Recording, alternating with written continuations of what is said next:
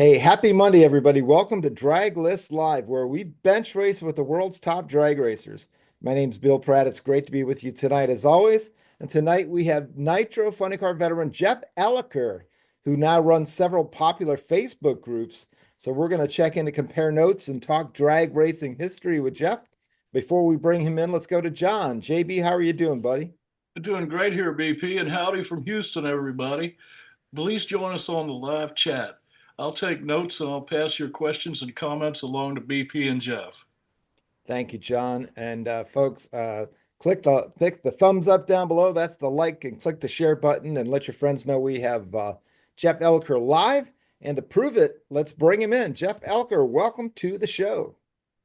Hi, good evening, Bill. Good evening, John. Great to have you with us, my friend. Oh my gosh, we get to see you. Well, we see you during the show. You often check in. Yeah, And we see you like weekly on the Facebooks, and yeah. I don't know, you got some of that same disease we do, where you run a bunch of Facebook groups, and I picked it up because Danny White was doing it, and I jumped in after him. But what's your excuse? What got you started doing that stuff? It's really something. It was 16 years ago. I had a really pretty bad stroke that told Christine I wasn't going to come back. I'd be not be able to do this, do that, or whatever. But about 4 months later, so I walked out of the hospital, and I actually started my personal page because I would turn to Christine and I would say, "How do you spell the word what?" I Hmm. just, I had lost all my computer skills. Um, the one thing that they told me, which wasn't true, was they said, whatever you get back in a year, that's it. Well, they were wrong, because 2, 3 years later, I was getting things back again. I mean, I forgot how to read. And then a friend of mine sent me a book that he wrote. And one night I was at the Tech Shack at Great Lakes Dragaway, just bored. I brought the book along to look at the pictures. And all of a sudden it's like, wow, I can read again. Wow. So it's just, and like I said, and then I started my first, I got my notes here, wait a second. And my first page was actually for my friend Jim Womet, who sold me my first funny car. And we Okay. started that off as Wombat Racing, the story of Jim Womet. And then talking with Susie Shoemake, we started one for Trip 240 Shorty, but my Right. popular ones really are, I've got one for Broadway Bob, I got one, The History of Great Lakes Dragaway, but my most popular ones are Roland Leong, the Hawaiian. And when Right. he started it, he thought it was stupid because he said, you wouldn't get 30 people to like me. Well, I think we're over 6,000 people now. And then my favorite one is 80s and 90s Nitro Funny Cars. Of course, Right. that's the one I favor the most. But the most popular one is actually rear engine top fuel dragsters. Wow. So Amazing. yeah, just started them because, like I said, I lost all my computer skills and couldn't read, couldn't write, couldn't spell. I mean, it took me a while to learn to walk and talk and everything all over again. So it was that led to all this. But I get messages from people in that thanking me, for the history. And unfortunately, some of the people aren't with us anymore. But I mean, Right. Bonin was on there. Gordy, I think, set the record by putting like 131 friends on it all at the same time. Of course, Roland, Raymond Beadle, who's over my right shoulder here. And of course, I got to give a shout out to Roland. And Yeah. so it keeps me busy. It really does. And if you look sometimes at my posts, they're 3 o'clock in the afternoon or 3 o'clock in the morning, depends upon if I can go to sleep or not at night. Right. Yeah, I can relate. Danny said there's probably about 20 of them out there, and some of them are real popular. Yeah. Some of them less so, but I just keep them going. And Rob McCabe, who came along and started helping us with the list. He Okay. fired off a couple of them. And Danny's idea for starting them was he wanted to get obscure info for the drag racing lists, right? So we put up these groups Right. and hopes and indeed we still get a ton of stuff. My problem is I'm just too lazy to put all the info I get into them. So It's amazing the amount of information that's out there, the little obscure things I try to find, and I've put on both of them some real obscure drivers, and I hear from them, go, right. wow, I can't believe that, you put a picture up about me or whatever. So it's like, well, I'm an obscure racer too, so I'd appreciate anything anybody would do for me. But yeah, I mean, world champions, and there's even Dean Antonelli's on a couple of pages, and Right. I can't even think of some of the other current crew chiefs. Rob Flynn, of course, is on there. But yeah, it's really nice. And what I wish more people, instead of just liking something, would say a comment on the page or whatever. Yeah. Because I always read those. And I got Right. Dominic Belasco and Lee Douglas, because they helped me with the pages. Awesome. We're not into numbers. Like some pages are like, oh, we've got 30,000 or whatever. Yeah. No. Everybody that applies, we personally go in and look at their page. Right. If they're selling sand candles and flip flops or whatever, no, we don't want those people. Yeah. They've got to have some kind of racing stuff on their page, or if they're referred by a friend, then they usually got to get on like almost automatically. But Right. we could have 50,000 or so if we wanted to, but then we'd be blocking people and throwing them off the pages and stuff like that. Yeah.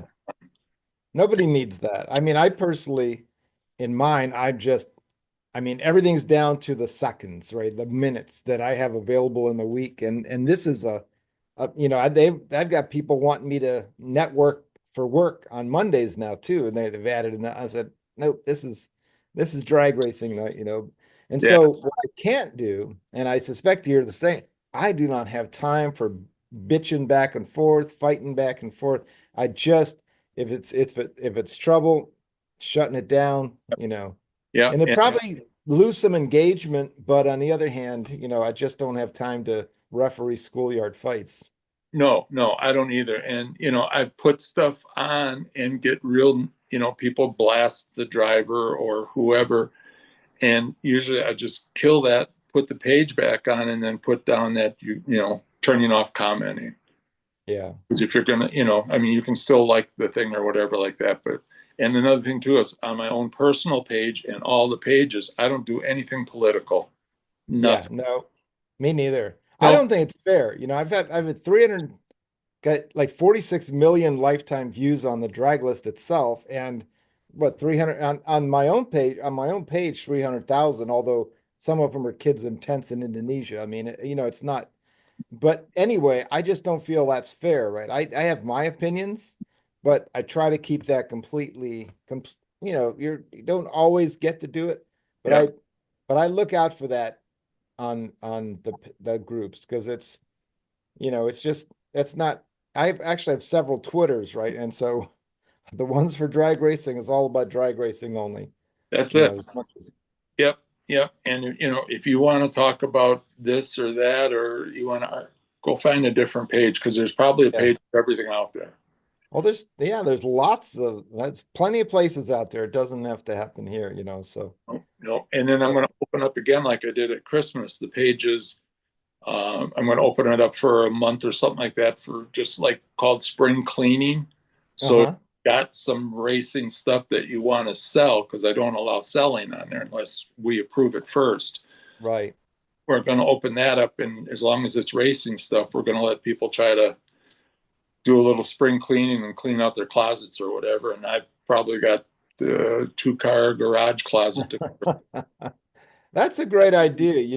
I also don't allow any selling. It's just mostly that, because now you're having to, who's ripping off whom, you're fighting over this, and and also the biggest thing, which I suspect you'll see too, is and these guys get shut down immediately. I don't even approve of them, but you can tell they pop in for the first time and they want to sell something, right? Yep. And it's just a matter of trying to get their ads out in front of more people. And right. so I'm like, nah, that's not working. What we'll do, of course, for that month or whatever, is and we don't do it. We're going to turn on the pre-approval. So we'll be able to look, even if you just want to post a picture. unfortunately, we're going to hold that for a minute until myself, Dom, or Lee look at it and know it's legit and put it on. So it's the only time that we're going to use that is just for that. Otherwise, you post it, it goes on instantly.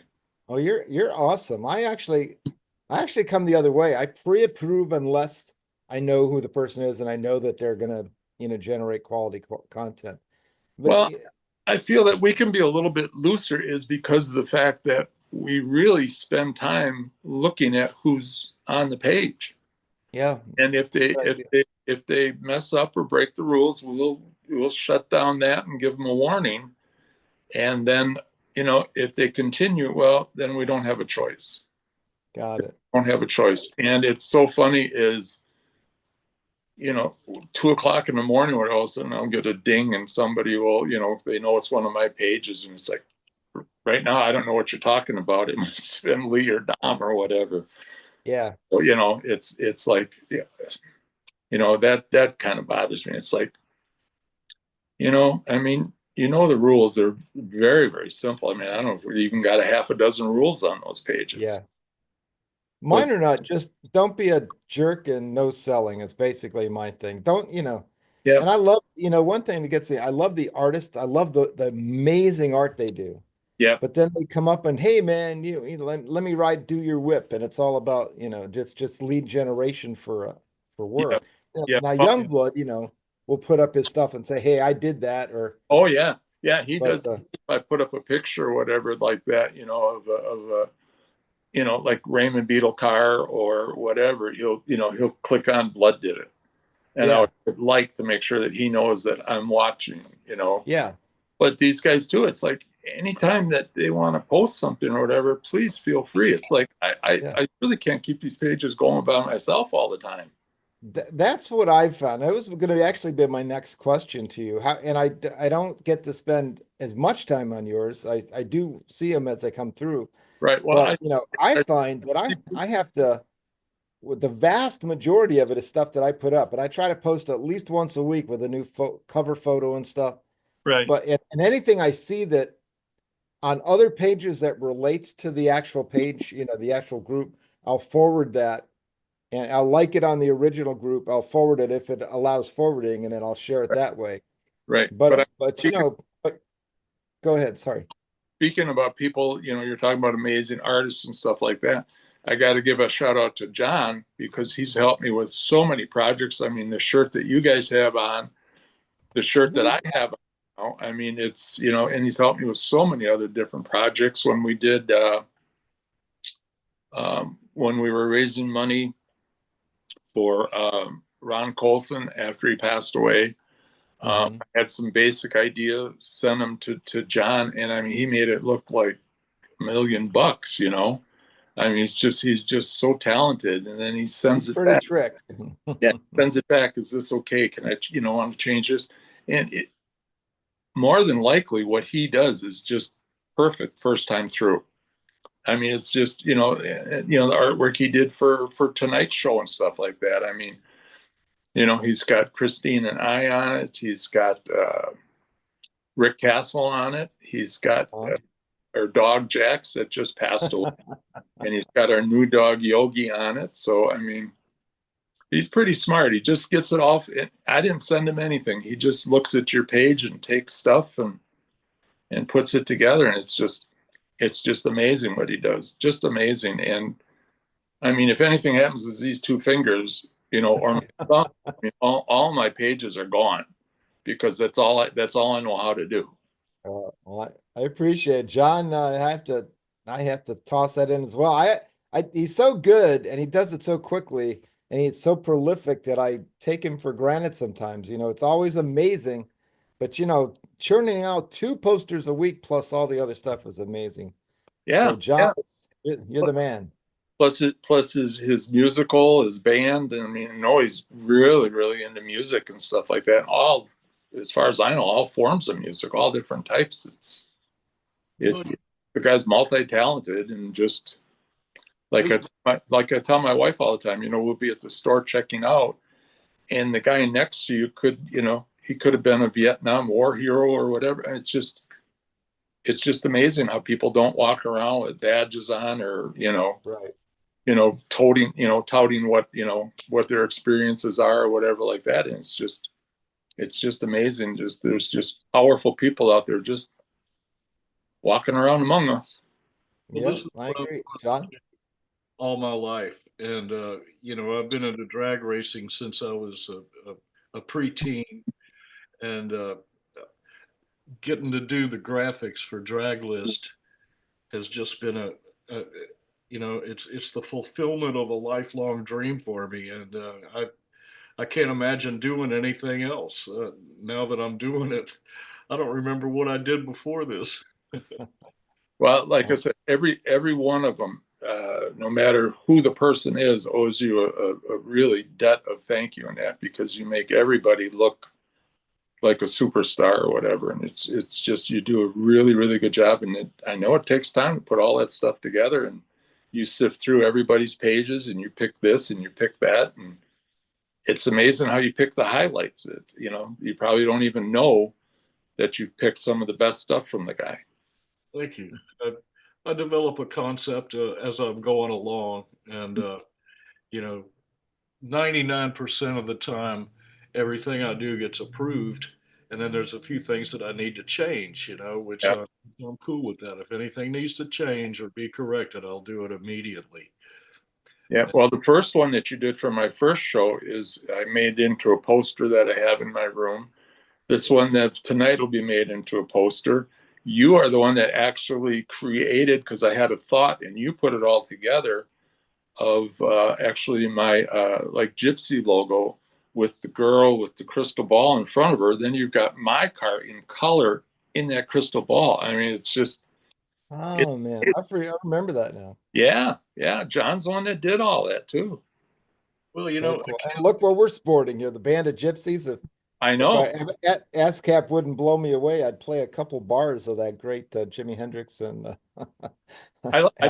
like the intro of it, Do, do, do, do, do, do, Yeah. do, do. Before that, he goes, he said, "I'd like to welcome some old friends with a brand new name, a band of gypsies." That part is good. I think we could play that for free. Yeah, I mean, we'll have to find the snippet. yeah, I mean, that's the part. And like we said on the first show and all like that, it wasn't because of I mean, obviously, Jimi Hendrix, something like that, I was lucky enough to see him in Milwaukee and that when he played. Wow. And just, the album, it just fits right into everything. But like we said originally, was the concept of the gypsy. The gypsy was because as a kid, I was never home. Mm-hmm. So, my mom and all like that, always, oh, the gypsy's home. Because I'd be gone all the time, and if Friday night I was home and I wasn't somewhere, my dad would be like, "What's wrong?" "Nothing." "What'd you do?" "Nothing." "The cops showing up." "They're not." Yeah. I'm just sitting home on a Friday night. So, but free range kids. Yeah, was a different era, wasn't it? Yeah. And I mean, I grew up in a little town called Menominee Falls, and just was in love with all the hot cars that were in town because they were just incredible. And there was a club in Menominee Falls that was called the 55 Boys, and they all had 55 Chevys, and they actually rented a garage next to Mark's Body Shop, which was where some of them worked. And I would just ride my bike up there before I even knew any of the guys, and I would sit on the curb across the street from the garage, and they had the doors open. So I'd be looking around and I'd see all the 55 Chevys in there and stuff like that. And it was like one of my first cars was my 55 Chevy sedan delivery. I just had to have that. And, like I said, the car club was just it. And was lucky enough. I had a job at the Sunoco station where all the hot cars came in and filled up with the 260 action. 260, baby. Yeah, we had to spin the dial all the way to the 260, stuff like that. And then I always got mad at the owner because he'd come in on a Saturday morning and there would be black tracks leaving all of his exits and that. So, but it was cool. And I mean, back then, I knew where all the gas, caps were hidden and all that. It was a 55, it was here. If it was a 56, here. If it was below the license plate, Right. All that stuff is all gone now. I mean, it's just Yeah. amazing. And there was a wall in Menominee Falls on Appleton Avenue going up, and I would just sit there and just watch all the cars parade back and forth because they go from the Colonial Plaza to McDonald's and make the cycle back and all like that, and just kept going. Burned a tank full of gas and probably never actually moved more than 8 miles one direction Right. or another. So, but yeah, it was Awesome. cool So back. cool. Yeah, yeah. I took my '55 Chevy sedan delivery to watch American Graffiti at the Starlight Drive-In probably 15 times. That's where I saw Funny Car Summer was at the drive, Okay. and it just made such an impression on me and all like that. To this day, I can't remember the girl I took, but I remember the movie. So, it was one of those things, and then John Dunn is on my pages and stuff like that. So it's just amazing how things come full cycle. And, just a dumb kid from Menominee Falls got to race cars at, 5.5 seconds and 250 miles an hour. And just, I couldn't afford to do it, but I didn't want to be 80. I'm 71 now. I didn't want to be 80 sitting in a rocking chair going, boy, I wish Right. I'd done this, or I wish I'd have done that. Well, you did it. And when you talk about standing in the checkout and wondering who that hero is next to you, you might see the nondescript guy who went 5.5 seconds at 250 miles an hour in a fuel funny car. Well, And at that's least huge. I still hold the record, I think, of being the world's tallest funny car driver. I think I still held that record. All the other ones are gone. But I think at 6'7", Wow. I still think I hold that record. So I'd have to give that some thought, but I think you got it. I can't think anybody who's right there with you. Jim Murphy was close. Okay, was he? I didn't, Yeah. I talked to Jim online a lot, but I don't think I ever got a chance to meet Jim. It's probably got to be 6'5". Wow. He's got to be. But of course, Well, I think I was 6'8" at one time. I think I'm 6'7" now. oh yeah, yeah. I've lost an inch or two myself over the. Yeah. But, doing dual hip replacements and dual hip knee replacements, I think shrinks you a little bit too. That was the main thing I kept telling the doctor. I said, make sure you make the legs the same length. That's right. Or if you're still driving, make the lead foot a little longer so you can. Oh, yeah. Well, I'm still a paid driver. I drive for Griffin Automotive, and I deliver body shop parts from Milwaukee to Madison every day, back and forth.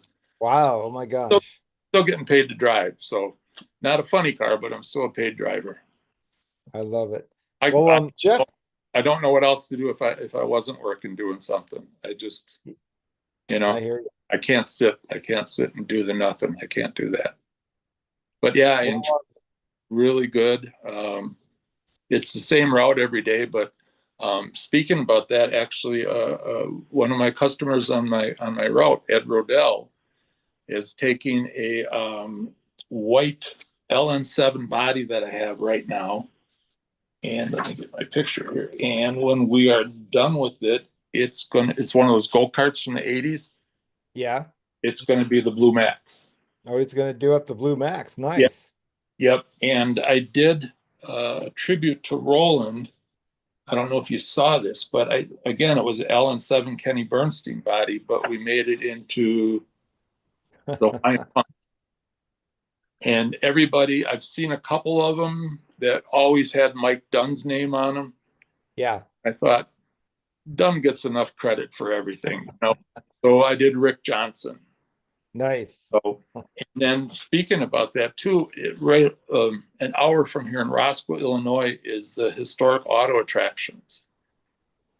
The name shouldn't even be that. It's, oh my God. I mean, you walk in there, they've got James Dean stuff. They got Marilyn Monroe stuff. They've got a whole room of nothing but NASA stuff. They've got Joe Amato's car in there. They've got the last car that Johnny West drove for Roland, the '88 car, is in there. And I was able to, with Roland's daughter, Rolanda's help, able to FaceTime Roland when Christine and myself and our grandson Dexter went down there. And I was able to walk around the car and all like that. And Roland was actually able to see the car and stuff like that, and he really liked it, and he That's didn't awesome. know that the car existed anymore. That is so cool. You were huge in getting Roland for our show the last time we spoke with him. Yeah, I yeah, appreciate that. It was it was tough for him. He did it, but it was hard to hear him, hard to breathe, but he still got it done for us. And if I'd have been smarter, I would have done all that earlier for you. But what are you gonna do? yeah, at least he was on the show, and John did make one mistake on that poster though for Roland. He said that he thought that he had every car that Roland ever had on there, but he missed my car. 86 car wasn't on there, and it's the only mistake I've ever seen John make. Sorry about that. I forgave you for that a long time ago.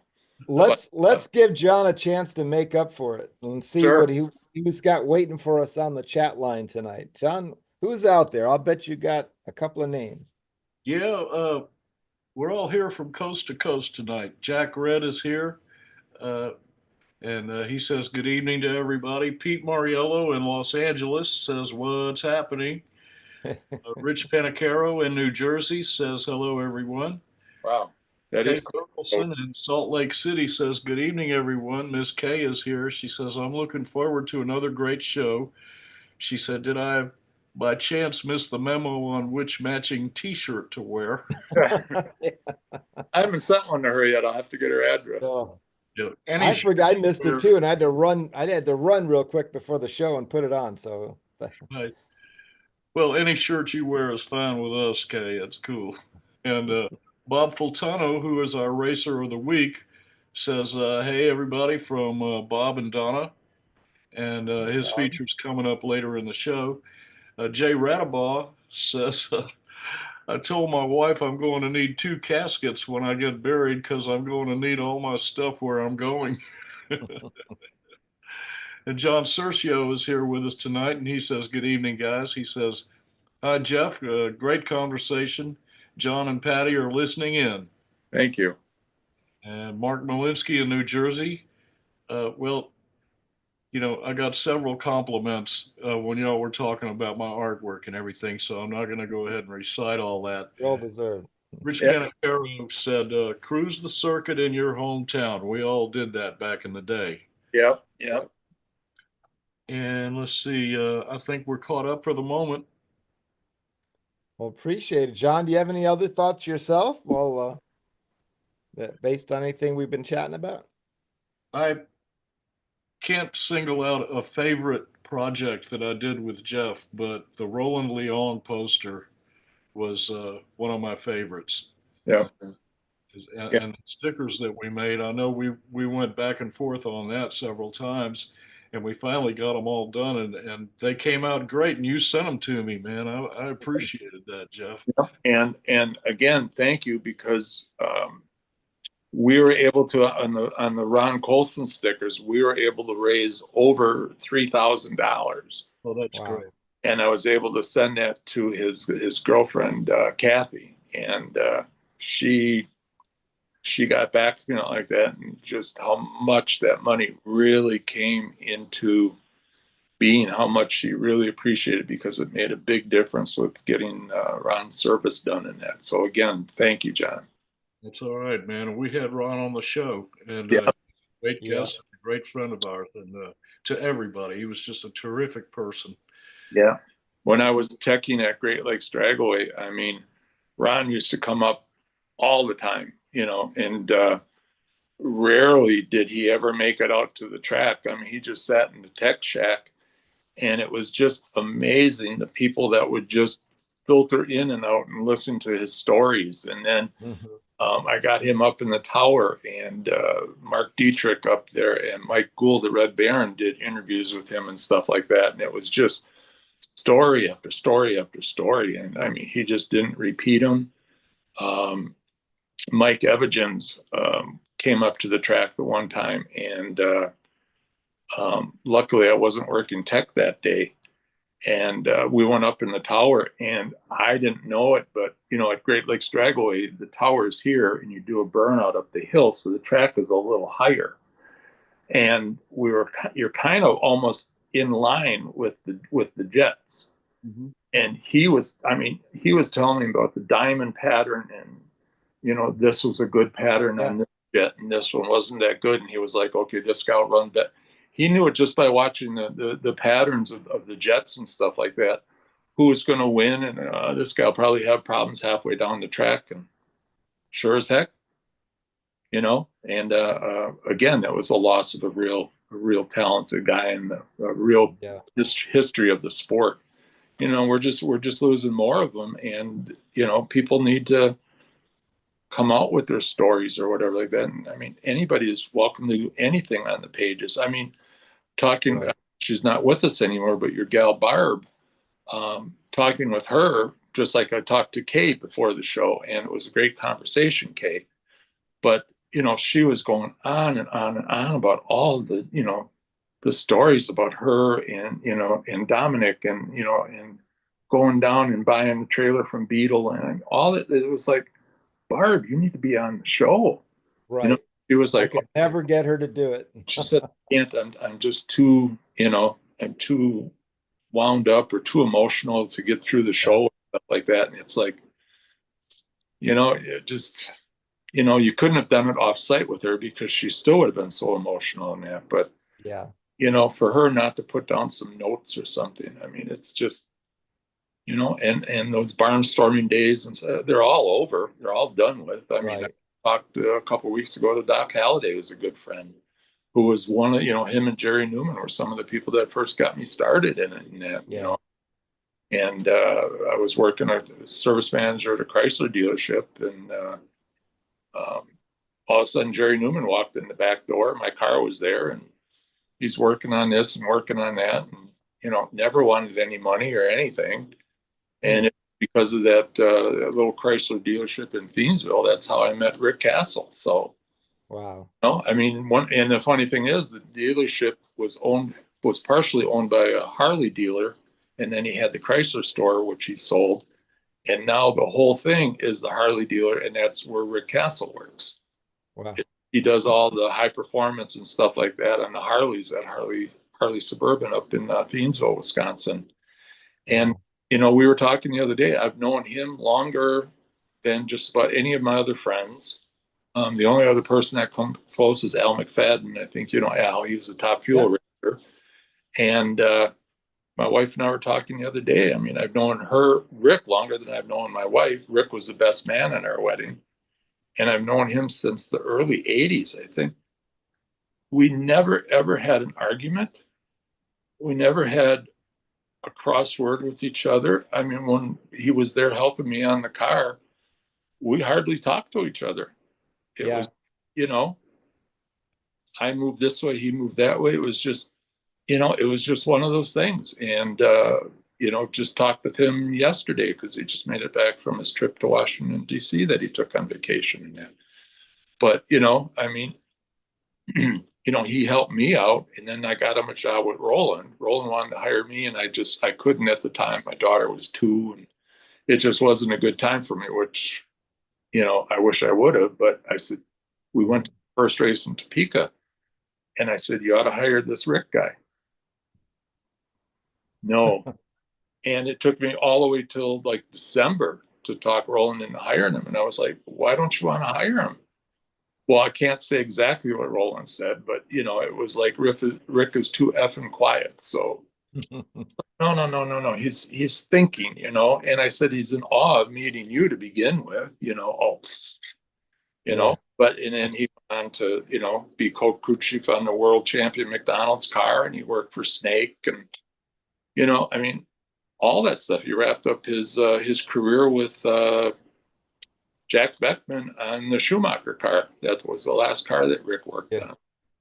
Amazing. Well, there's another interview. So we got to get Doc on here. I don't know if we've ever done Doc Holliday.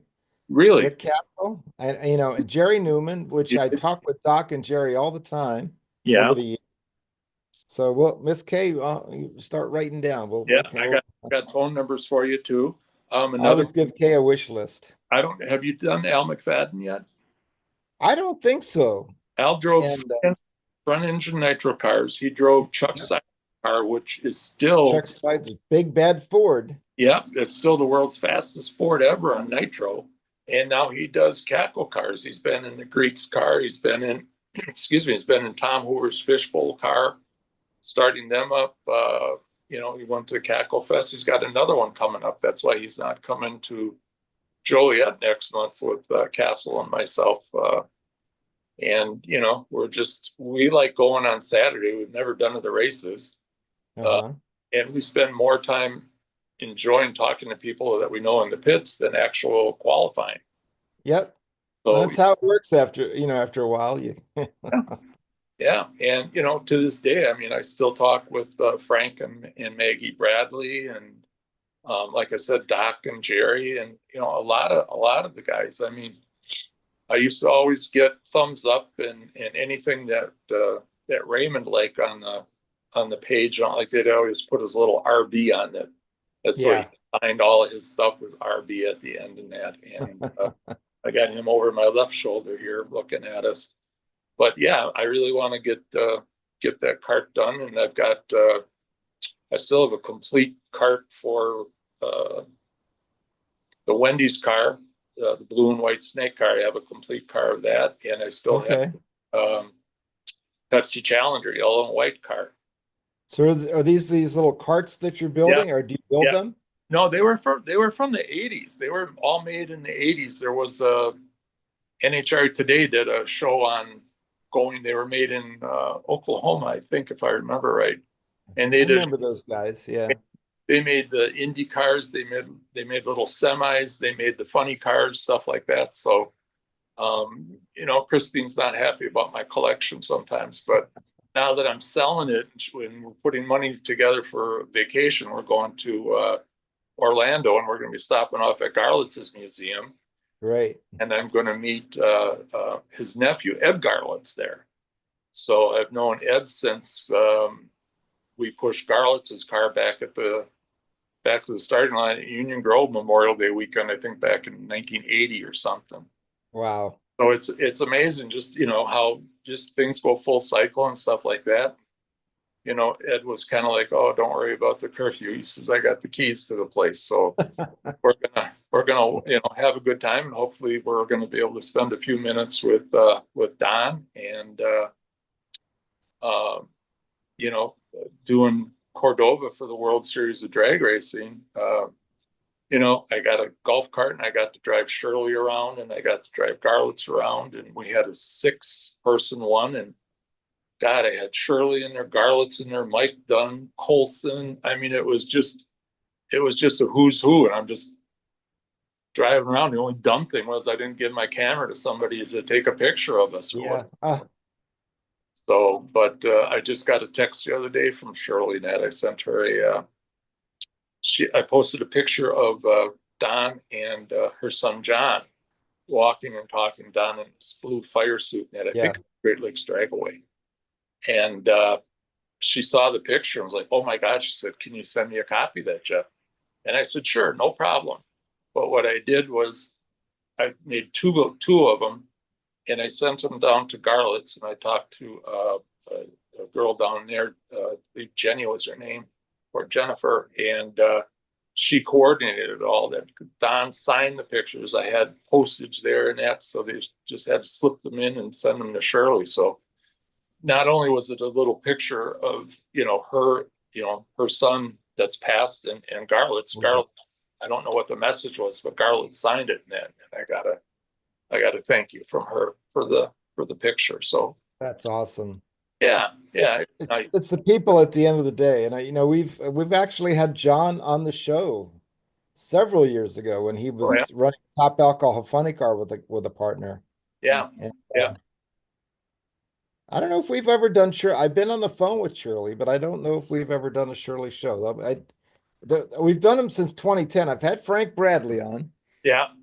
But I have to go back, 1 year Bud DeBoard, like pencil wrote every show we had done to that point. Yeah. And gave it to me. And Bud was a good man. I knew him too. He was awesome. Yeah. I worked at a dealership, and his wife was actually the receptionist there. And I had the first Gypsy Funny Car, Lane I was working on it in the dealership after hours, of course, and she made a run. She worked at a different store, but she made a run past the Dodge store and then saw the body sitting there, and all of a sudden it was like, she became a good friend, and then of course, Bud was, so Yeah. had me over for dinner and all that, and then she found out that I'd spent 13 years working in restaurants, and then she felt all ashamed of her cooking and stuff like that. So Aw. I know. It's funny. I mean, I had two careers. I had the restaurant career, and then a friend of mine that got burned out on it. He was like, "Well, you've always been around cars, hot rods, stuff like that." So he got me a job as a service writer, and then only did that for a few months, and then I got picked up at the dealership where I met Rick as a service manager. So Wow. yeah, I did that, and then like I said, I had my stroke and had to start all over again. But full-time work, no, I couldn't do the pressure, and that was the bad thing, was trying to find a job. Everybody looked at my resume and said, "Oh, you could manage." No. "You want to be in charge of?" No. "How about?" No. I just want a just simple job that I'm not responsible for anybody other than myself. Yeah. That's what I have today. I mean, I get there in the morning, my truck is all loaded. They have my route sheet, and I go out, and all the customers out in Madison are now friends of mine I know personally, and it's like driving around every day meeting friends. So what's wrong with That's awesome. Yeah. Well, let's go back to the restaurant thing. Were you a chef, or were a No, general manager, or? general manager, and started off with fast foods, got into fine dining. And at one time, we had the largest kosher catering company or whatever in all of Milwaukee. Wow. Always got in trouble with the rabbis trying to bring in stuff after sunset. You can't bring an ice sculpture in 4 hours before the reception or whatever. Right. So I was Right. always in trouble with them. But I had some great chefs working for me, and if we slipped them a little plate of this or that, before the service, then they were happier with me. So, Yeah. but yeah, I did that. But like I said, you just, your whole career is basically 16, 17-year-old, 18-year-old kids not showing up for work or whatever. It's just, Yeah, I gotcha. so then My son manages a Jimmy John's sub shop, and he okay. lives 2 miles from the store. So guess who has to go in and take care of anything if someone's short or late or sick, or Yeah. and the guy that owns it lives a solid hour away on a good day. Yeah. So yeah, it's all good. Yeah. He enjoys it. Well, Well, let's go let's ahead. hop over to John and see if anybody has any comments on all this awesome stuff that Jeff's been sharing with us. Oh yeah, man, everybody's enjoying this. Jeff, you're giving a great interview here, and you're touching on a lot of subjects that mean a lot to everybody that's listening here. Uh, Mm-hmm. I made a couple of posts. One is Jack Red will be here soon. He got in touch with me on Facebook, and he was having trouble getting logged in, but he'll be here as soon as he can click on that link I gave him. Okay. Oh, well, we had him there for a while. We lost him, huh? That was my mistake. It was Pete Mariello. It wasn't Jack Oh, Red. okay, got you. Well, Jack and I went down to the funny car race over the weekend together and had a great time as always. But All right, man. we'll Now, chat about that in a bit. you had mentioned Barb Santucci, Jeff, and Yeah. John Sergio said Barb was the best. He said, I consider myself fortunate to be able to sit and hear some of her stories with DA. Yeah. Mm, And I replied to that and I said, yes, John, Barb was an awesome friend and a tremendous asset to us. And Bud, Mr. Drag News DeBoer was also a fantastic friend. yeah. And we Yeah. miss them both. They were Yeah. great people. You know, Yeah. I have a question, Jeff, about the Gypsy Funny Car. Sure. Where is it now? Do you still have it? No. No. Unfortunately, I burned the Dodge Daytona to the ground. Put on a Chevy Beretta, ran that once or twice, and I kind of had a 4-year plan going into it. And I did the 4 years plus a little more. And I just, the sponsorship thing was impossible. IHRA stopped racing funny cars for a while. Right. And, the stuff that I had, luckily, and again, I have to thank Rick on this too, was I got a lot of parts from Roland. And then he went to go work for Cruise with Larry Miner with the car. And each McCullough's trailer and the funny car trailer would have like an old Simpson cardboard box in it or whatever. And it was labeled Jeff's, stuff. And they would throw stuff in there, and I would get, like a blower belt, one run spun the tires. That blower belt would last me a whole season probably, or whatever, Yeah. or, slicks. It was 1, 2, 3, 4, 4 passes off, or, one pass spun the tires off. Right. If it wouldn't have been for that, I couldn't have done anything. So yeah, my technology was a few years old, but it still worked. Right. But as far as going to an NHRA race and trying to qualify or whatever like that, it's just, it was just me, a couple of friends of mine that were free help. And, if I didn't get paid to go somewhere, I couldn't go. Right. Yeah. It's a beautiful car, and it's unique. I've never seen another funny car like that. Actually, it's just beautiful. Well, thanks. Yeah. Even the LN7, I came up with that paint scheme too.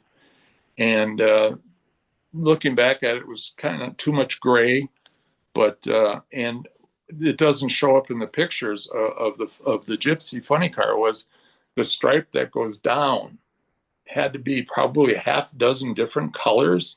Oh, wow. Started off this wide, and they all went back to the point at the end of the car. Every color you could see going into the point at the end of the car. And it was all the yellows, all the other colors were all House of Colors. And the paint that they produced and stuff like that was like none. The blue was actually a Chrysler color.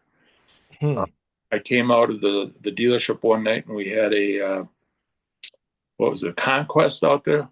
You remember those, a little Mitsubishi car? Plymouth Conquest, yeah.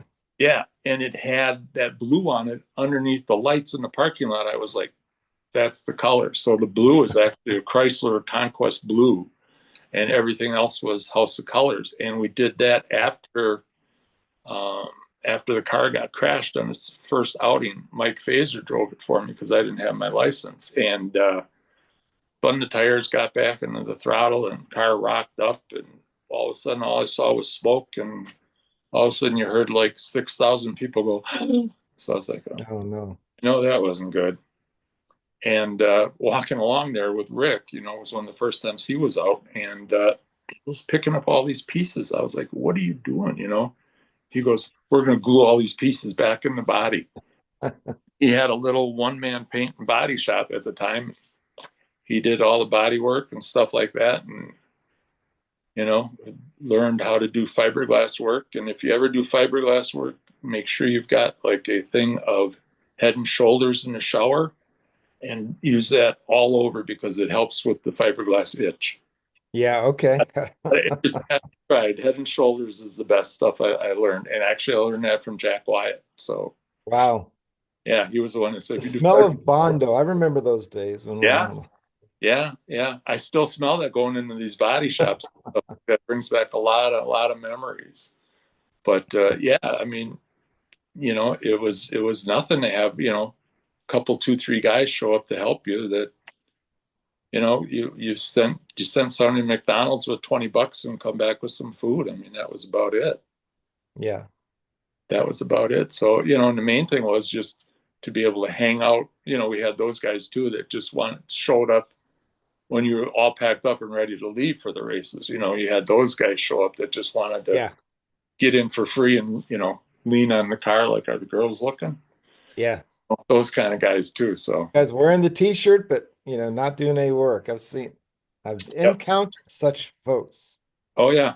Yep, just some posers. But again too, if it I mean, I got to think he's not with us anymore either, was Broadway Bob, because he would be there, hey, I got a car show for you to do or whatever like that. Bob, I don't have the car together, and it's gas and all. Well, come on down to the red and white house, which is down at the track, and he'd be a couple $100 or whatever, and he'd loan me the money for a drum of nitro. And Bob was famous for his 3x5 cards. You had to sign a 3x5 card saying that he gave you like $1,000 and it was coming off of your run money and stuff like that. Right. So yeah, I mean, it's amazing. Yeah, I mean, Bob too is he was bigger than a lot of people that raced at that track. People came down just to see Broadway Bob, and that's why that page, and it ends. The history of Great Lakes Dragway, it ends when Bob sold the track. So I've got all the pictures before that. Got it. Now you're making me want to go look at it again. Yeah, Bob. That's the thing. There's so much time. Bob was quite the guy, and any story that you hear about him, magnify that times two, and that's probably the real Bob. I mean, you name it, he did it twice and over, and you thought that he was, half in the bag until it came time for payout, and he'd be kind of just sitting there with his head down. And you'd go in there and you'd try to, well, how, his big thing was, well, how'd you do today? And you'd say, oh, you did really good, and stuff like that. And then he'd be like, well, in the second run, he knew everything. He knew everything. But it was so funny standing in line. You'd stand in line with all the nobodies, and one by one trying to get paid. And Garlitz would walk past everybody in the line. Hi guys, how you doing? Walk right in, get his money, turn around, walk right out. He had his stuff all loaded up at the gate, ready to go. He didn't wait in line or anything. Yeah. Then there was a time that Dale Creasy Sr. didn't get paid what he thought he was supposed to. So the next time he ran for Bob, he went in there, and rumor had that he took a gun, put it on the desk between him and Bob, and said, okay, time to get paid. And he got paid everything he was supposed to. So I have heard such similar stories a couple different places. Yeah. But for the longest time, he used to just pay you in cash. And then somebody turned him into the IRS. So after that, it was just checks. Oh, that sucks. Yeah. And people like, Rick Sherrill, with the Southern Shaker from Oklahoma, raced there and stuff like that. And he would say, Jeff, I just got a check. Is this any good? I said, it's good. I said, if you want, I said, tomorrow, Bob will meet you at the bank. Yeah. You can walk right in and get paid or whatever like that. I mean, I heard other people, they had to chase him around for some money or checks or whatever like that. But I was the only show in town, so he had to like me. Yeah. Because I would go all his car shows and stuff like that. And one show we did at World of Wheels at the State Fair Park. Man, oh man, I must have blown up 3,000 helium balloons that said Great Lakes Dragway on it. Man, I was like a surgeon. I could tie those knots and hand those balloons out to kids and stuff like that so quick. It was like I was working a MASH unit or something. That's amazing. Yeah. Were you ran like 551 at 267 for your all-time best? Was that at one of his booked-in shows, or was that in an IHRA national event? Do you recall that day? I'm trying to think. All right, I'm gonna put you on the spot. It's just I've got the numbers, but I don't think I've got the track. Was it really 267? I think so. Yeah, I think that's what we got. So I'll have to go look it up. But for some reason, 257 stuck in my mind. Hey, if I went 10 quicker, then I got to change my Facebook page. Well, let's sometimes the drag list has some popcorn times. We have to track it down. But that's the thing. I never used to put the track and date. Yeah. And so then I added that over the years. But of course, now I'm still going back. There's 10,000 entry, 125,000 now. I don't know how you trying to go back and add it all up. But anyway, how you do it all? I really don't. But I have tons of great help. lots of great volunteer help. Yeah, it had to be 93. It had to be the last year. It was after I switched over to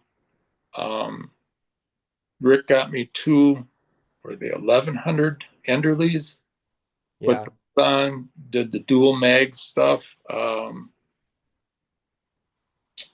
And what else was different about the car?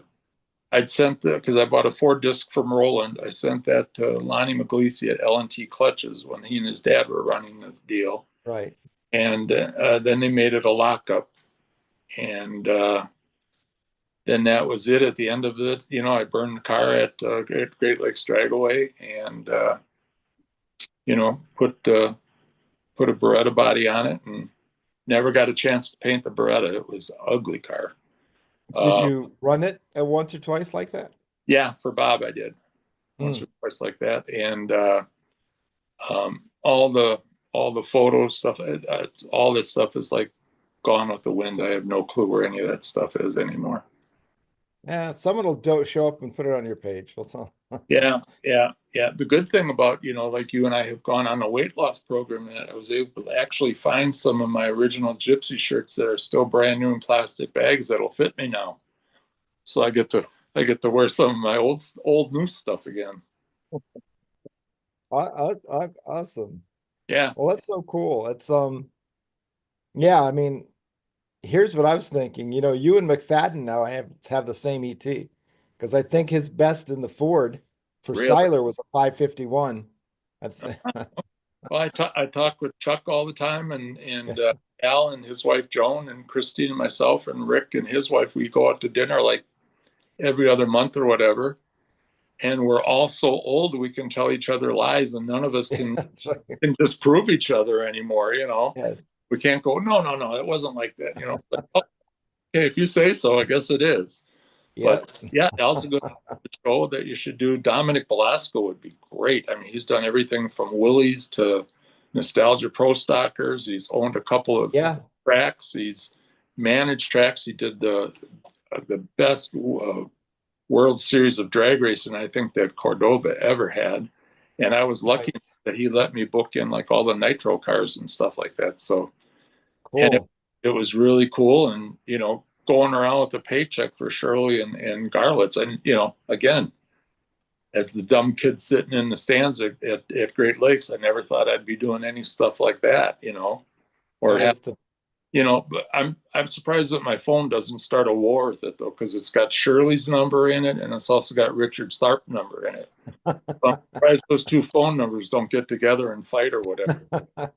And I don't think Frank Bradley was that big of a fan of Shirley either back in the day. But I've done some because I've got everything on VHS tape. Talking about aging myself, going back to drag racing all the way back to 1976. Wow. So I put together tapes for, like I did for Gordy, I did for Raymond, I did for Frank and some other people. And the funny thing was, for Raymond, I sent him a tape. Speaking of Raymond, here, I've got one of his hats. He called me up and he said, "I'm watching this," because it was on CD. He said, "I'm watching the CD that you sent me," and he said, "I'm doing an interview. There was a show on, I don't know if anybody remembers, it was called AM PM. It was like, it was a national talk show and then it had local affiliates. And they did a show from Dallas on Raymond going around the shop and talking about the Blue Max and the price of a motor. And they had, you know, he unveiled a new paint scheme and stuff like that. And he was like, "I know that's me. I know that's my shop." He goes, "I don't remember doing this interview." Wow. And I was like, "Yeah, well, if it's obscure stuff, you can't make any money, I got it, you know." But he was like, he couldn't believe it. And then he posted pictures of the family around for Christmas. And on the TV, it was a snapshot, of course, but on the TV he was running the CD that I sent him. So it must have been family at Christmas or whatever. Sure. Like, and, you know, while he was doing all, you know, all those guys, Gordy, all those guys, I mean, they never got a chance to watch all that stuff on TV. I even did a couple of the early ones, 76 up to 79 or whatever like that, for Dave McClellan, who never saw any of that stuff either, Wow. And, these guys were like, well, how much do you want? What do you want? Or whatever like that. And I said, just, a signed handout or whatever. That's all I want. I don't want any money. And then I believe his name is Bobby Bennett. He's got a lot of stuff on YouTube. He and I talked, and I'm sorry, Bobby, I haven't gotten to it yet. He wanted me to do a lot of the IHRA races that never got on his show or whatever like that. Right. And speaking of his show, he has that show Legends on. Yeah. And I just watched it again the other night. The one that Waterbed Fred did, Dee Gant, and Dale Emery did. And to me, I mean, everybody thinks that Prudhomme is Mr. Cool and that, right? To me, it was always Raymond. Yeah. Raymond had the same three people working for him. He never fired them. He never screamed at him. He never cussed at him. And, Castle and I know Rob Flynn, some other people that work for Snake, and they can't say that about Snake. I mean, Raymond was so cool, and he walked slow and he talked slow. Yeah. But man, you put him in that car, he was a killer. Yeah. He was a killer. And on there, I can't remember the guy's name who ran all the tracks in California, and that Bob Donor. Yeah, Bill Donor, right. And Fred Miller said that he was a money racer. He said when there was a big purse, man, he said Raymond was all in for those races. Yeah. And like I said, just to, and he sent me some of the last stickers that were made up for the Raymond Beetle for the Blue Max that he never used. And I just looked at them the other day because I showed them to the guy that, one of the guys that's working on this, on the Blue Max car for me. And I said, this is what the original stickers looked like, And I said, if you got gloves on, I'll let you touch them, but otherwise you can't touch them. Because as far as I know, they're some of the last ones that are out there. Right. And it was a bumper sticker that had the Blue Max and had the address of one of his Blue Max centers on and stuff like that. All chromatic, and it was like, that stuff, is not going out with my collection of stuff that I'm selling. Also, there's so much Roland stuff that's, that I'll keep. Just too dear. Yeah, when something happens to me, I mean, a lot of that stuff will go to Castle or whatever, but it's I'm 71. I've had all that stuff for all those years. I had a nice place to display them, and we, like everybody else, we downsized in that. And unfortunately, Christine, which would have made a huge difference in my life if she would have been with me when I was racing, but she wasn't. But again, I have to thank working at the dealership. That's where we met, was at the dealership. And but I don't want something to happen to me and someone to come along saying, "Oh, I'll give you $3,000 for everything." Yeah, right. And saying, "Oh, okay." And, the guy loads it up and he's laughing all the way, down the road, and there are those people out there. There are those people out there. Oh, yeah. I know some people that have passed away, and right at the person's funeral service, I've heard people go up and say, "Hey, I'd like to have, their collect." How do you do that at somebody's funeral or whatever? I don't get that.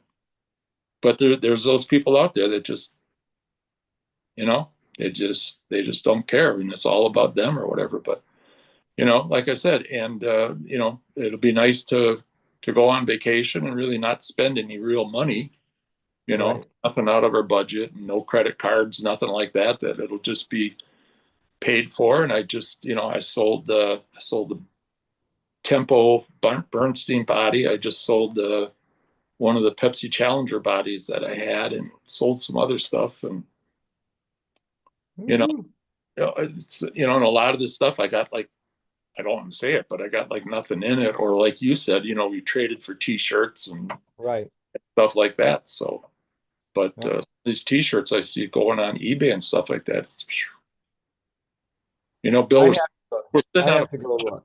we're sitting on a fortune, Bill. I know. I have 10 John Force's 10th World Championship pennants that are Yeah. sitting. I don't know what. I mean, I'm sure someone wants them, but Oh yeah. Oh I, yeah. you know, I like brand new six world championship T-shirts of Force and stuff like that. So my problem is I stay too busy, and so I almost need someone to come in and catalog it all for me yeah. and put it up and give them a little bit of it. But One more real quick Raymond story. Um, I was talking to him and I said, remember those English leather sets that they had? They had one for Raymond. They had Shirley. They obviously yeah, had Alan and Tom McEwen. I think that was those four. And yeah, it was one of Raymond that was untouched. All the cologne was still in I don't remember what English leather smells like, but all the stuff was still there in it. And God, the bid was like close to $300 or whatever. And I wow. told that to Raymond, and he was like, no. And I said, yeah. He goes, Jeff, you're not going to believe this. He said, I paid some kid like $10 to take a pallet full of them and throw them in the dumpster after Oh my gosh. weather. He goes, think of all the stuff that, he said, I just let it go for almost nothing, when he had his going out of business sale. Right. Crazy. And that's when Rick Sherrill went down there and he bought the Pontiac that he started with, that he wound up blowing up, unfortunately. And he bought Beatles trailer, so a lot of that stuff went around. And I just saw that somebody just recently bought that chassis that he had up for sale, or his wife had up for sale. His widow Anita had up for sale. Yeah. So, She's lovely. We visit online quite often. She joins one of the groups I have. It's one of the funny car groups, I guess, or one of the Texas groups that Danny had started. And but she pops up all the time, and well, you're it's going to nice. have to send me links to those or something, because I'm unaware of some of that stuff, and I'd like to. Yeah, let's do it. We have to make a pact. We need to. I know that. So the one thing I haven't said tonight, but thank you so much, because I know that you've said to us, and John does this in addition to everything else he does for us, is promotes Draglist Live on all of your groups. And thank Yeah. you so much for that. Yeah. Sometimes I feel like it's really not a top fuel guy. Are you okay with us putting it on the rear? You're always very kind. Right. You sent me a note saying, hey, John's doing this. Is this okay with you? I was like, yeah, of course it is. Speaking, how the heck did you and John hook up? Oh my, John. Well, that's a story right there, John. Like fuel altered forever, I think. Yeah, I was looking for some information on fuel Not altered, beer, it's Coke. and Good. I think this was in 2002, and I found a link from a guy named Danny White that put up called those awful fuel altereds. And I Mm-hmm. clicked on that, and it took me to the site, and here they all are, and they were linked into another site called Draglist.com. Yep. And so I went to Draglist, and man, the sky opened up, and a bird came down with an olive branch in his mouth, and he landed on my shoulder, and I said, I've been looking for this all my life, you know, and found my way into Draglist, and BP and I became friends. Yep. He encouraged me to promote my artwork and to do things, and we gradually got together on me making graphics Uh, for just and all the related projects and all of our guests and everything that we've had on the show. So it evolved, and it's where it is now, and I couldn't be happier. well, again, I can't thank you enough for the stuff that you've done for this show, and then personally, the stuff that you've done, you know, for me personally, and to help out with, Roland stuff and Colson, and again, tip of the hat to you. I mean, that was marvelous work, and Uh, you are truly a good person. you're a fine gentleman, and you've been a great friend to me and to the drag list as well, and we appreciate everything you've done. Absolutely. It's our family, guys, right? We do have this great racing family that It is, and you can not see somebody for 6 years and run into them, and it's like you talked to them 15 minutes ago. That's right. right. It's Absolutely. just amazing, and that's why I'm looking forward to next month going to Joliet. And first off, I mean, that racing in is going to be incredible with the weather, because God only knows what the weather's going to be like. I mean, it was Yeah. like running Memorial Day weekend at Union Grove. I mean, luckily I had some restaurant equipment left over to one time, and we put heat lamps underneath the oil pan because we were afraid to start the car because we were afraid it was going to shear off the oil pump or something. Yeah. The 70 weight had to be like tar at that time. So yeah, we put heat lamps under it, and then I remember, God, I think who was down there that weekend? I know Rick Sherrill was, Keith Jackson might have been, and they were like, "Can we borrow that after you're done?" I said, "Sure," because we were afraid to start the cars. Yeah. I mean, we even put like regular motor oil in there to start them, just to warm them on gas and then shut them off. But 70 weight doesn't pour that well to begin with, let alone when it's 40 degrees outside. I'll tell you what, cold weather at Joliet is just it's world records waiting to happen. I think so, and I'm so happy that that track came back on to the NHRA's. Christine, when we first got married, we went down there, and it was the first race there, and Roland was with Ron Capps, just had started driving, and Rick was with Bob Vandegrift, and so we went down there, and it was like shortly after we got married, but back then when it first opened, it held two national events a year there, Yeah. and the place was packed. Now they Right. sell seats on one side like they do most events, which is such a shame. Yeah. And Yeah, that was a heck of a place. oh yeah, Jack Wyatt and I were just talking just a couple of days ago about, you go up and down the pits, and these guys are mostly self-funded, and that's bad. Right. Because I mean, Capco, that's all their money. Yeah. I guarantee you, Coletta's got to be putting some bucks in his operations. Yeah. And we went down there last year or whatever like that, and one whole row was all Coletta. The entire row was all Coletta. It wasn't anybody Right. else. It was like amazing. And then a couple of years ago, we had passes for John Force's hospitality and that, and we got to go in there, and if I remember right, it was Brittany's birthday, and everybody sang happy birthday to her. And I don't know how the hell, well, now he doesn't anymore, but I don't know how John Force lived in that fire suit all the time. Yeah.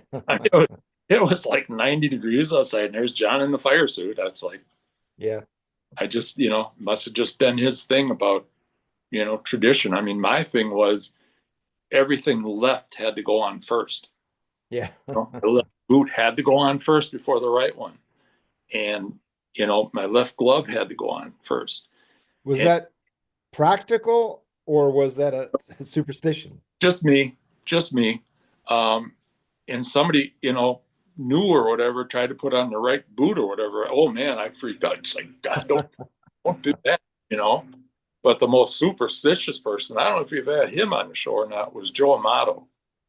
Yeah, I'd heard that he was. Oh It's my, been, I honestly, I just don't remember. I mean, which is sad to say, and people can't even believe it. Of course, you would remember Joe Mata, but no, it's been weekly since 2010, and I right, just, right. But I mean, you've had everybody from the local bracket racers to world champions, multi-world champions on and stuff like that. I yeah, mean, we've had Don on 3 times. We've had Force, and we had one month, one March. We did a Force every weekend.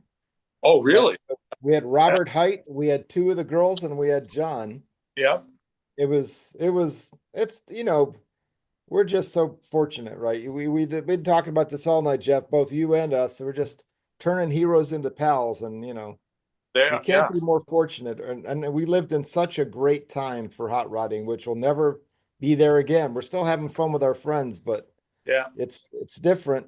And and that's why to you, I thank you so much, in addition for helping us all remember those good old days.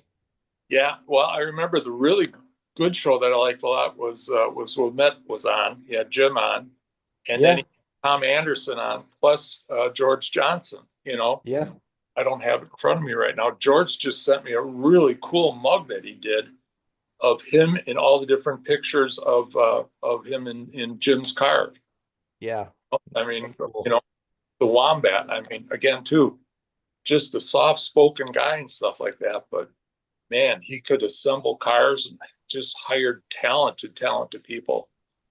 And like I said, that was the LN7 that I bought from him.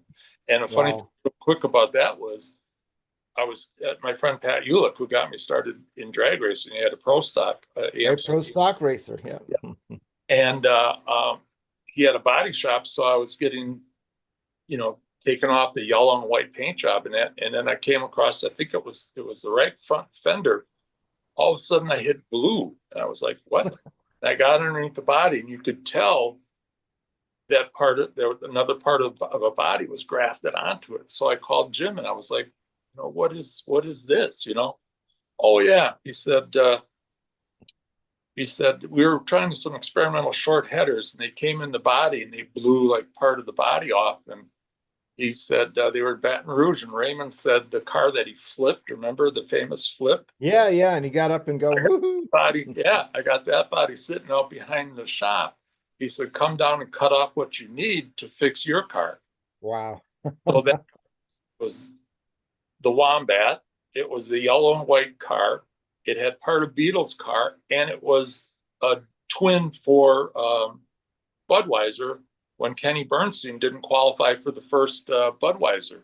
Big Bud shootout. Yep. He didn't qualify, and he had that car painted and stuff like that in like a day.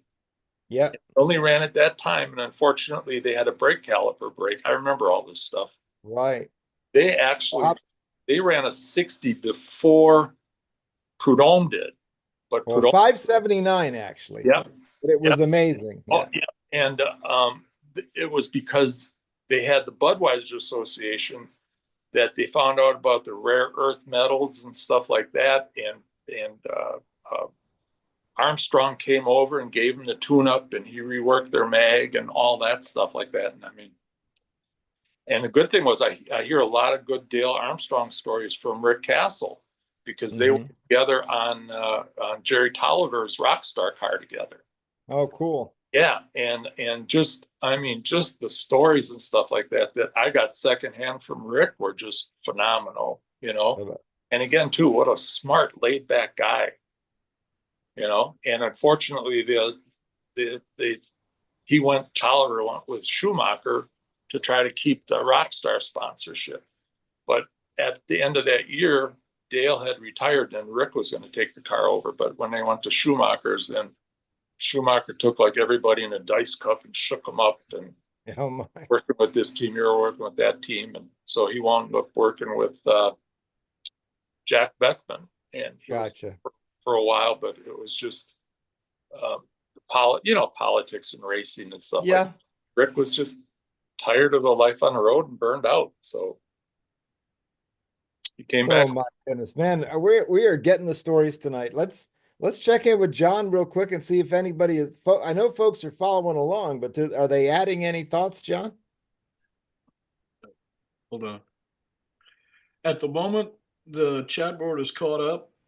Everybody's listening to what's going on, though, and we've had some friends check in. Rodney Potter in New York checked in, and he recommended Bob Fultano to be Racer of the Week. So they're exchanging greetings and so forth. But I haven't seen Jack Red. I hope he was able to get with us tonight, but I haven't seen him on the chat board. Oh, my friend. I'll have to tell him directly. But right. Yeah. Well, hopefully my grandson Dexter's tuning in. He said he was going to, but he probably hasn't figured out how to ask a question.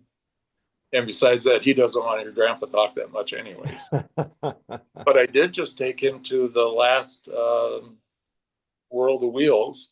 And nice. Yeah, I took our boys, Luke and Chase. Chase is Dexter's dad. So we took them, and they actually had to listen to me because I knew all about the cars that were down there. And, right. are taken in front of a Flame 55 Chevy. I mean, how much better can that get? Yeah.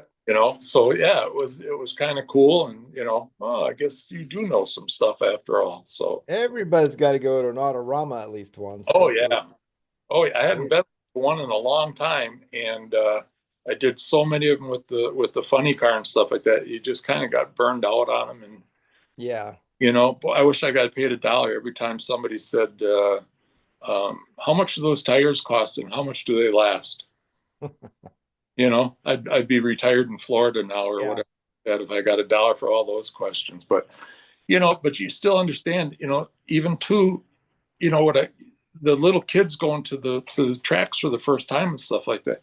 You got to take the time to acknowledge these kids, stuff like that, because let's face it, I mean, the young group does not come out to watch nitro cars anymore and stuff like that. It's like the trouble that Harley's into because all their customers have aged out, Yeah.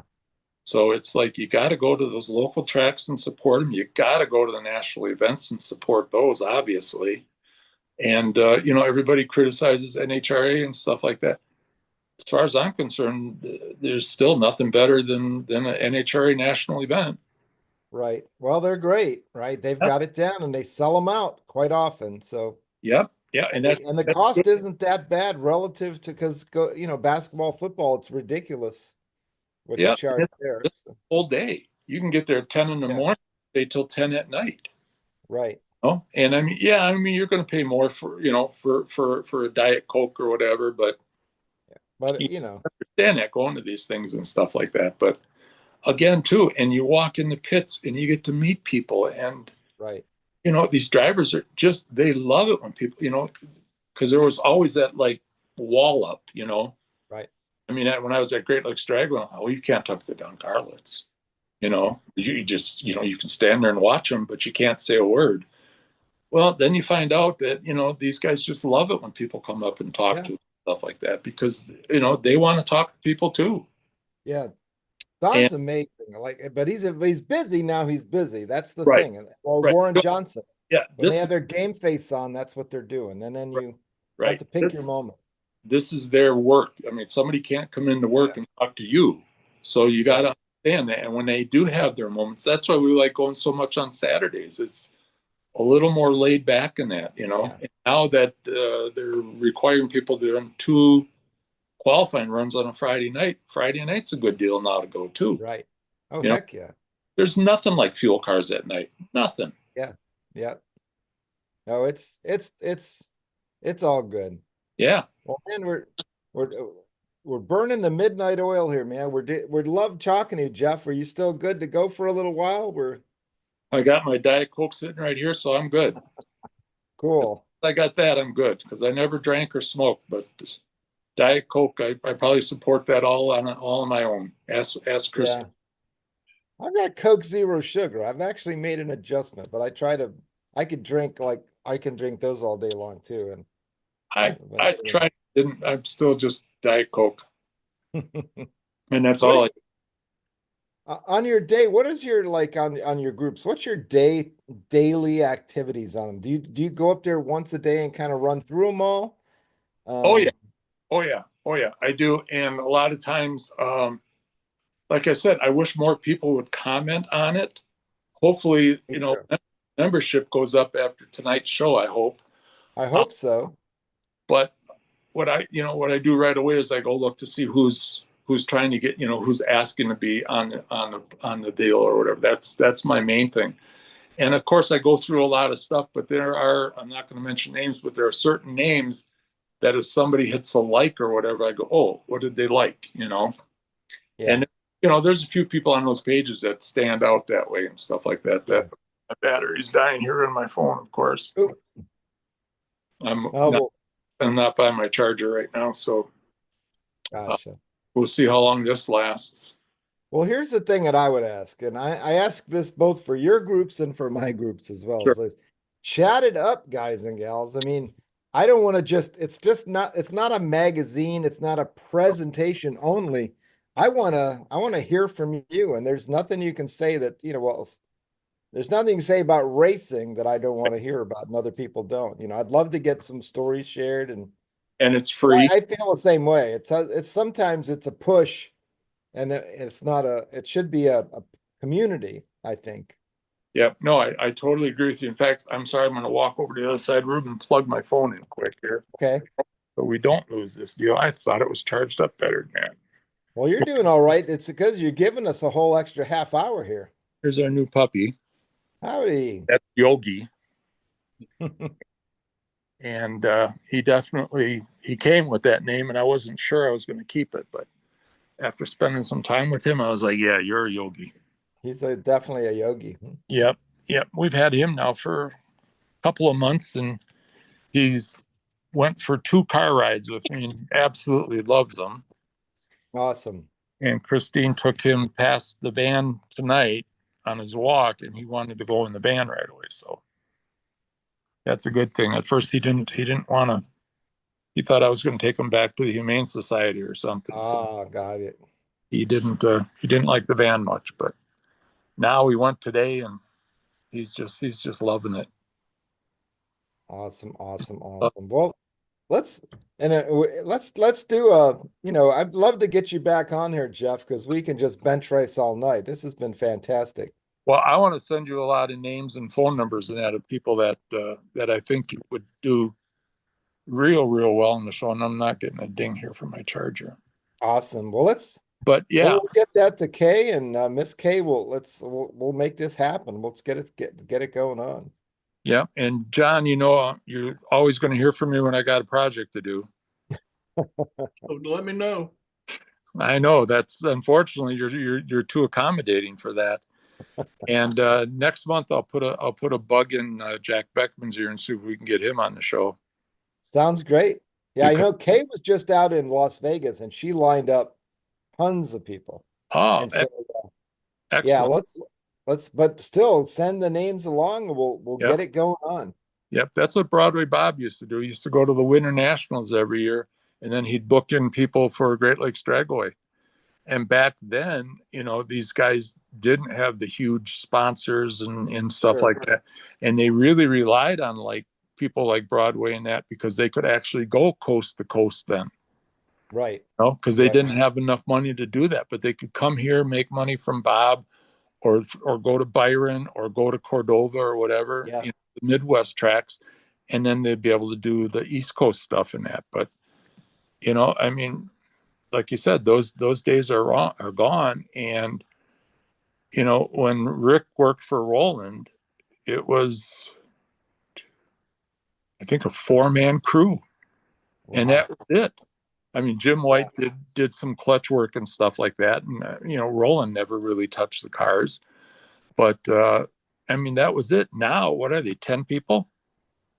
Yeah, it's crazy. It's a whole thing. And, years ago when Schumacher was really huge, I talked with Mike Lewis. And at that time, he said for every national event, they had 13 semis on the road. Wow. Unbelievable. I know. These guys change uniforms or whatever like that. And of course, now, unfortunately, it's all wraps. But they change wraps, they change uniforms. That's probably more money than I had in my whole funny car operation at one time. Yeah.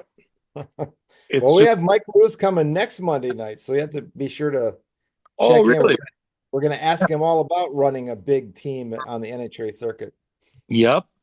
And he knows, going up back to Maple Grove, and the guy has known everybody in the sport and still does.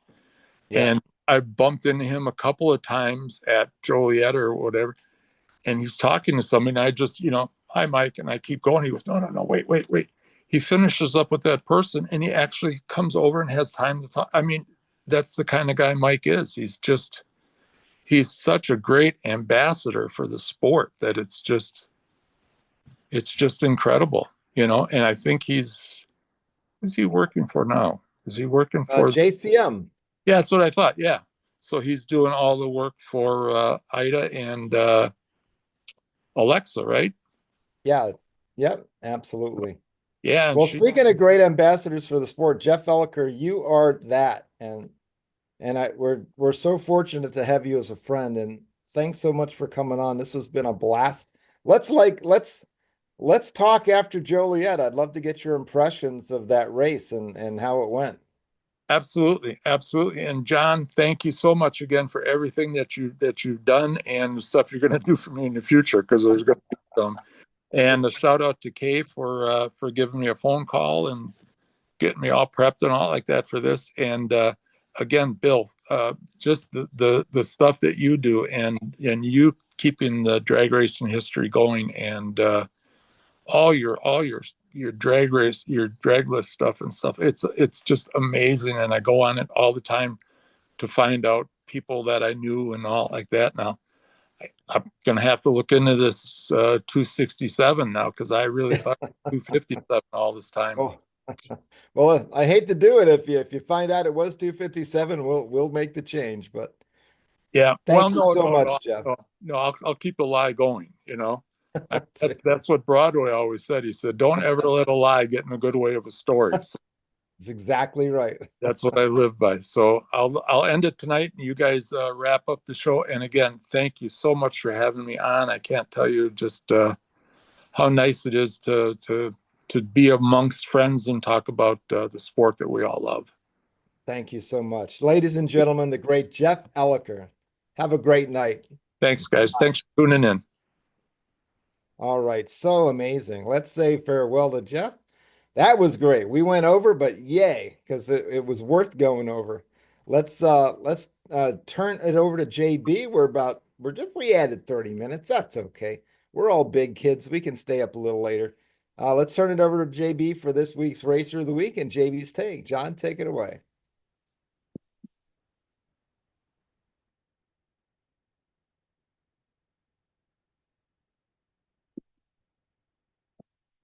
Did I do okay? So Jeff was great. John got you muted, sir. Can you Okay, I think I'm unmuted now. That's just the end of the show. I'm done. Yeah, we're good to go. Can you hear me? Talk about. Yep, you're good to go. Go for it, John. Okay, thank you. My pick for races of the week are Bob and Donna Fultano from Athens, Tennessee. I'm going to read what Bob sent to me word for word, and here's what he sent. Man, it was all juiced up. Bob Fultano's 54 Chevy Gasser is certainly hard to miss at the racetrack. This bright orange beauty has been proudly featured in All Chevy Performance magazine in January 22, Ernest McIntyre's Gasser magazine. Let's get down to the tech of it, because let's face it, there's nothing like cubic inch displacement and high compression, said no one ever. It's a 54 Chevrolet two-door 210 model, all steel original body weighing a whopping 3,710 pounds. It's got a 582 cubic inch Chevy big block custom built by Joe Jolly of Sunset Performance Engines in Sherman, Texas. I chose Joe Jolly as my engine builder because his big block Chevy power is legendary, and Joe's mentor was the famous NHRA driver, engineer, and amp tuner John Lingenfelder. The foundation for this mill was a brand new dark Big M block with added SR20 Brodix aluminum heads massaged by Joe's team. Induction is managed by a Super Victor intake with a Getum Performance 1300 CFM billet carburetor. A shout out to owner Trevor Wiggins. This engine combination includes complete Callie's internals setup and a full titanium valve train with shaft rockets that produce well over 1145 horsepower on the dyno. That is, it really needed to be backed up by a transmission that was up to the task. And for the slam dunk, I chose a Cohen Transmission GM TH400. The best ET on the racetrack for the 8th mile is a 596 at 122.9 miles per hour. Not bad, as you will remember the whopping 3,710 pounds of steel weight on juiced up. He says, I always have to emphasize the size and weight of this race car. And I'm glad you do, Bob, because it's amazing. Owning a gasser was on my car bucket list, and it's all in the details, including the big bad wolf painted on the side roof of my car. I grew up at my family's Esso gas station in Camden, New Jersey, and that is how it all started for me and my love of fast cars. I got my first car when I was 15 years old, and it was a white 55 Chevy.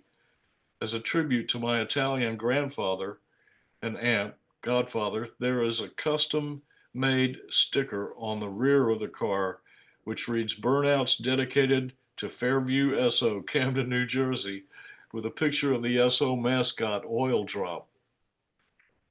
I would like to draw your attention to the juiced up name on the rear side of the car, specifically the special graphic muscle man featured flexing his strong muscles. My daughter Stephanie Fultano, Lieutenant U.S. Navy, SWO, drew that for me while stationed in Italy on active duty with the Navy. I developed my love of drag racing in the mid 60s, 70s going to Atco Raceway, Atco, New Jersey. Atco had many of the big names racing there back in the day, and I was fortunate enough to see mostly all of the past legends of the sport, including John Force, Bill Grumpy Jenkins, Ronnie Sox, and Bob Glidden. Shout out to the good old days of Gasser Wars and my friend Rocky Perrone's father racing and his boss Hydro 1933 Willis. As a quote on the scoop says, yum yum, eat 'em up. Always a crowd and amp, kid pleaser, and of course fast cars and amp freedom. One of the cool things about drag racing is meeting the fans, young and old, at the track and giving them a tour of my car. We need to get the young kids today interested in cars and racing to keep our sport alive and well. I always encourage the kids to come and sit in my car so the parents can get a picture in a Marine Corps.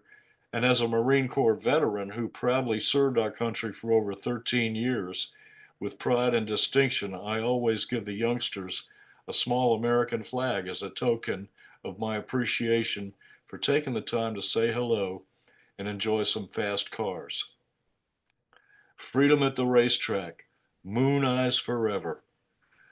Well, Bob, thank you for sending this great info and for your patience in waiting for your feature to finally get done. You have a true classic hot rod, and we wish you good luck, safe racing, and the best of times in the future. I went to see my son Nick's band Chironex play Saturday night. There were 6 bands at the Purgatory Scream Park. Chironex totally blew the other bands in the audience away. They're one of the top metal bands in Texas. I bought their album that just came out last week. It is absolutely world class. The artwork, lyrics, liner notes, and inserts are, in my opinion, masterpieces. They're planning an Eastern tour of the United States when Nick gets back from Africa in August. I'll be providing updates on their adventures. I have a feeling about this band. I can see them getting there. Everybody stay safe and well. You were the most important part of this show, and we love you all. It's a great way to spend an hour together on a Monday night. And we'll see you all next time. God bless America. Back to you, BP. Thank you, John. Good stuff, man. I'm glad to hear about Nick and his band. That's pretty cool. Oh, yeah. So let us let us know how it goes. I will. They've definitely got it going on big time. And it's, I never went on tour. I had a few one-nighters that were pretty far out of town and everything, but Nick and this band are doing it professionally, and I am extremely proud of what they're doing. And, this guy told me, a friend of mine told me, he said, oh, it's just a bunch of noise. They're making a bunch of racket, and it's, heavy metal doesn't mean anything. I said, there's a lot worse stuff they could be doing, man. I said, they're doing this, and it's great. Absolutely. One of the best at what they're doing. So I'm very happy for them. Well, congrats. Proud dad. Deservedly so. Well, let's talk about what happened this last weekend. This is our special segment, special notice. Great time at Summer Duck Raceway down here in Virginia. Jack Red and I went down there together on Saturday. They had the annual Easter Funny Car Race. It's typically hosted by Bunny Burkett's circuit, which has now kind of been taken over by Matt and Robin Stambaugh, who promoted it. Robin was lining all the cars up and making all the pairings and doing a great job. Want to offer congrats to Gary Pritchett. And it's all the event guys there sound like a who's who of people who've been on our show, one or two that we haven't had, but Gary Pritchett won it in the Bunny and the Boys Mopar, running a great 412 ET on the 8th mile track. It was also great to see friends Joe Morrison, Rocky Perone, Matt and Robin Stambaugh, as I mentioned, Steve Musser and Bobby Toth with the time bomb, and Wade King in the big girl 55 Chevy, which looked great, unfortunately. And by the way, ran great with a 426 at top speed of the meet, 175 miles an hour. Unfortunately, Wade lost his chutes at the top end. The chutes did not deploy and crashed the 55 Chevy, but he's okay. He will rebuild. Take a look at our Draglist Facebook page. We've got lots of photos of ourselves and our friends from the weekend. It was a great event with good friends as we kicked off the 2024 East Coast Match Race season. And of course, lots of other folks that we saw there that we know and love. And Tom Stevens, the Top Fuel racer who we've had on the show, was down there with his family and friends. And we had a fantastic time. Steve Lasser, who we're going to get on the show, the promoter, second generation promoter and racing fuels supplier. So lots and lots of good friends, and the racing season is upon us here on the East Coast. By the way, we mentioned this before, the Facebook videos that we've got saved out are going to be deleted by June. So Miss K has volunteered to jump up and help us move those over. And so she and I need to get together on that. If I can get her to quit jet setting around to all the NHRA national events and doing such a great job for us. By the way, thanks to Kay, folks up on the Kay talked to a lot of pro drag racers at Las Vegas and got some of them online to give us a little shout out. And we've got that up on our Facebook page here and there. I need to move those over here so you guys can hear from these great folks. But the Quadra family, a pro stock racing team, Jasmine Salinas. I mean, lots and lots of folks are going to be coming to join us. So I'm really excited about that. We also, I put out a little notice saying I'd love to have someone help us edit photos and add all the photos to the drag list entries that folks have, all these fantastic photographers have offered us for use to volunteer towards the cause of this great historical effort we've undertaken. And John Mernon has stepped up and has actually started putting those out there. So thanks to John, really appreciate that. And so let's talk about some of these upcoming guests. Here's the ones we have locked in. We mentioned him tonight. Interestingly, Jeff popped up and mentioned Mike Lewis of JCM Motorsports. Of course, he was the team manager for the Don Schumacher, and of course goes all the way back to Pennsylvania, the sparkling burgundy Chevy powered top fuel dragster that he and his brother raced together. But Mike Lewis will be here next Monday night to talk about putting together a big two-car show, and and actually back to Schumacher, a multiple car show in the big show there at NHRA. So really looking forward to talking to Mike Lewis. That's next Monday night, April 28th. On May 5th, Matt Hagan, the big man himself, Nitro Big Show driver, is going to be joining us. On the 12th of May, Gage Herrera, the Pro Stock Motorcycle World Champion, the reigning champ, will join us. John Capps is coming on the 19th, the Funny Car Stalwart, who raced Nitro Funny Cars, both Nostalgia and Big Show. We're off on Memorial Day, and right now I'm announcing this for the first time, June 2nd, we're going to feature Jim Howe of Howe Motorsports. Jim is the team owner and car owner and driver of the Guardian, the Warden, and others on the hit television show Street Outlaws. So Jim Howe joining us on June 2nd, and then just chatting with Kay about all those folks she met in Las Vegas. She'll be filling up all those slots in June and into July. So lots of fun stuff coming up. with Mike Lewis joining us next Monday night. Let's go on and talk about those we lost, folks. I do have 5 folks to mention this week. We were off a week, so it's kind of a little bit of a long list, but on the 6th of April, we lost Alex Cortezo.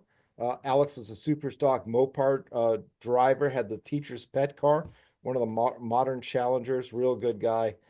Farewell to Alex.